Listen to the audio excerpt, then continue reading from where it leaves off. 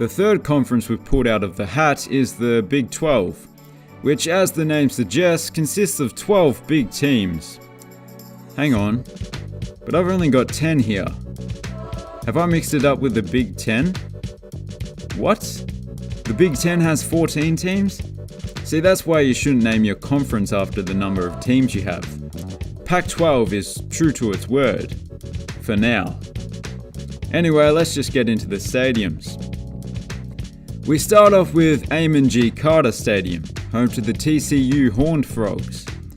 Although this stadium did open in 1930, most of it was demolished in 2010, and only the lower bowl was retained. So what you see is a fairly new stadium, and an absolute beauty in my view. It has a lovely brick exterior, but it's buff brick, which is a lighter shade than what you would usually see on a college stadium. And it's even better on the inside, with a huge 3-tiered stand on the western side, and there's even a little bit of covered seating on the east.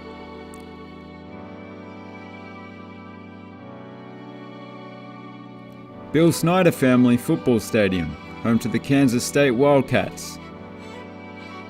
If the last one's exterior wasn't interesting enough for you, how about a limestone castle? Actually, a castle-like exterior is surprisingly common in college football. On the inside, it's fresh off a major renovation. Well, it might still be ongoing, but when it's done, it will look like this.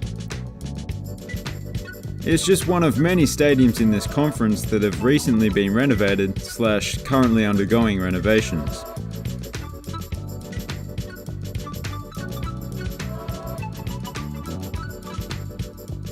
Boone Pickens Stadium, home to the Oklahoma State Cowboys. It's named after the late T. Boone Pickens, a wealthy donor. You mightn't like a stadium being named after a rich guy, but it's completely understandable. He donated over $500 million to his old school over the years. That is mind-boggling. This stadium is vaguely reminiscent of Lambeau Field, with the end cut off. The end that is cut off, the east end zone, which sounds strange to say because usually the field is orientated the other way, is overshadowed by the school's basketball arena, which gives the stadium a bit of a unique look. Darrell K. Royal Texas Memorial Stadium, home to the Texas Longhorns. Just like last week's video, the saying "everything's bigger in Texas" rings true, because just like Kyle Field of the SEC, this stadium is the biggest in the conference. And just like Kyle Field, it has a nice brick exterior. It's quite incredible that it has a capacity of over 100,000, given that the south end zone has hardly any seating. However, it is currently undergoing a major renovation that will fully enclose the field. It will also mean the replacement of the iconic Godzillatron video board. The renderings look incredible and it's expected to be completed this year, but the capacity won't actually increase significantly. David Booth Kansas Memorial Stadium, home to the Kansas Jayhawks. A stadium that is 100 years old this year, fittingly has a very classical style exterior, the northern end at least. It has a facade similar to that of Harvard Stadium, or the old facade of Soldier Field. It's just a little less grandiose. You may have noticed that the stadium has a rounded shape at both ends. That's because for the longest time it had a running track around the field. It was only removed in 2014 after a purpose-built athletic stadium was built. Other than that, the stadium is quite simple, but good. Gaylord Family Oklahoma Memorial Stadium, home to the Oklahoma Sooners.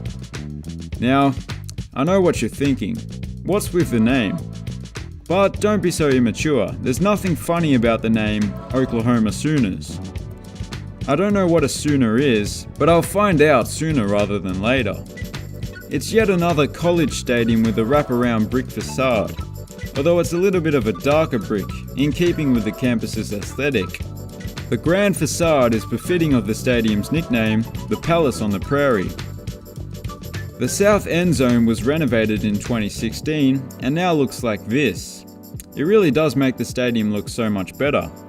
It turns out Sooners is the name given to the settlers who entered the unassigned lands in what is now the state of Oklahoma, before the official start of the land rush in 1889. Jack Trice Stadium, home to the Iowa State Cyclones. Unlike the last one, it's not named after a wealthy family, but something much more meaningful. It was named after the Cyclones' first ever African American athlete, who was sadly the first Cyclones athlete to die from injuries sustained during competition, in controversial circumstances. The stadium itself has a fairly unique design compared to the ones we've seen in this conference so far.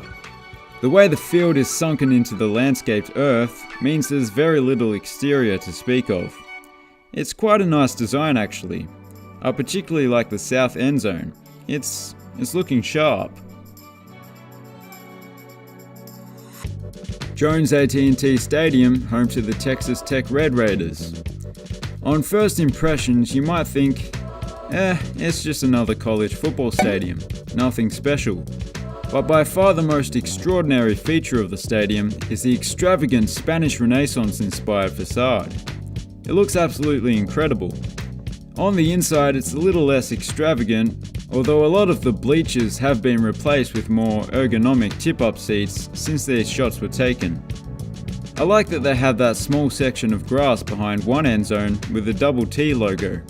But behind the other end zone is the real deal, the iconic double T scoreboard, that despite lacking in technology has lasted since 1978. McLane Stadium, home to the Baylor Bears.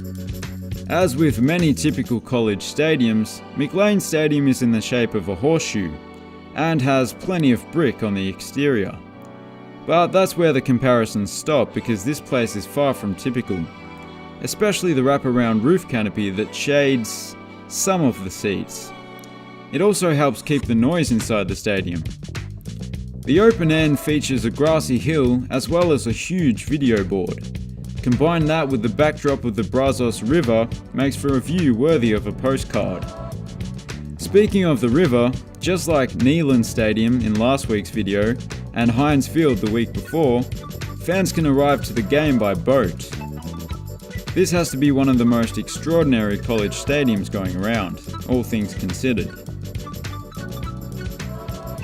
Milan Posca Stadium, home to West Virginia, is...